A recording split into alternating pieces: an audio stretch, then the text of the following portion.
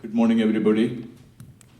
Let me first of all thank the organizers, especially Mr. Mohan Kakanadan, for inviting me here for this program. The topic, Breaking the Language Barriers, Future Trends, Tasks and Tools in Translation. It's quite a daunting subject because translation, as we know now, is done mostly in isolation, except some poetry workshops, translation of poetry in workshops. This is a very solitary activity. And it's going on as it was in the past, maybe centuries ago as it began. It's going on even now. But when we are talking about the future, say translation in 2025 or 5 years hence, the only thing to be added is maybe technology.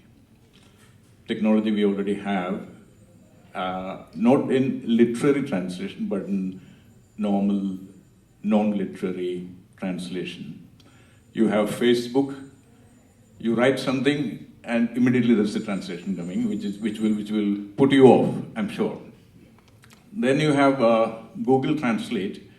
So if you translate from, for example, Malayalam, you'll get a very funny kind of translation. You know, it can't make head or tail of it, maybe. So this is the state of automatic or computer translation. Can we use this kind of translation in literary translation? Literary translation is a creative activity in which imagination is involved, creativity is involved. Creativity is not automated like that. You know, it has to come, as far as we now, there are theories arguing against it, but we still believe that it is a matter of the spirit, inspiration, all that. So how can we integrate inspiration and creativity with the use of technology? This is a challenging task. This is something that we have to maybe speculate and arrive at. Vasumathi, Anand just said the creative writing can be translated through the use of computer or artificial intelligence. I don't know much about artificial intelligence to begin with. You know, AI, everyone says AI. So I don't know much about that myself. But what is your take on the translation of creative works, especially fiction? Poetry is out of the question. I will personally not agree with, for a translation poetry with using this. But fiction, how would you look at translating fiction using computer-aided tools? Okay. Well, I belong to that generation that types more than what I write by hand, unlike what Professor said. So, you know, I'm so used to working on the computer that creative energies are not restricted because I do not hold a pen in the hand. So I'm not averse to the use of technology. Technological tools and softwares are being used for commercial and technical translations to a great extent nowadays. So using them as a literary tool, why not? The question is, it is possible. There are translators that use it, but you have to define the parameters and you have to define the limits. It cannot do the job for you. It can help you. It can aid you. It becomes a thesaurus. It becomes a glossary. It's a machine. So it's going to collect all your favorite words, your different modes of translations, you know, your different syntactic patterns, and it's going to throw them back at you.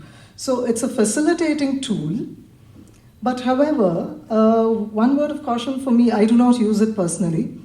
Although I use technology to a large extent, and others, you know, online dictionaries are very helpful. So this could be a platform that brings it all together.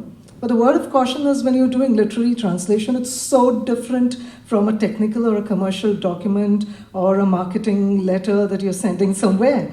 There's so much of creativity that goes into it. If you're translating an old piece of literature, there's centuries of knowledge and culture social truths that are embedded in it, that it would be difficult to rely entirely or substantially on a computer-aided tool. However, this reality could change exponentially in the next like a decade or two. I would not have any forecast for that, but it is going to change. It will change. But I think the translator, as far as literary translation goes, plays a huge role because it's such an intimate activity. It's such an infinitely complex activity that I do not foresee how a machine can take over in a very big way.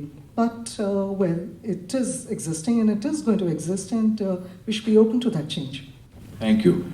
Mr. Thomas, with your permission, I would like to make this remark about what Anand said about translation is transcreation. Am I right? I repeat your words. So now, as a writer myself, you said everybody else can co-create that story and can make it their own story, and that you're not possessive of what you write.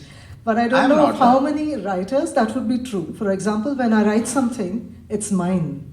My soul is in that. I invest myself into it wholeheartedly. I create. It is my own thing. So I'm very possessive whether I write is or an are or a were. Every verb, every punctuation mark counts.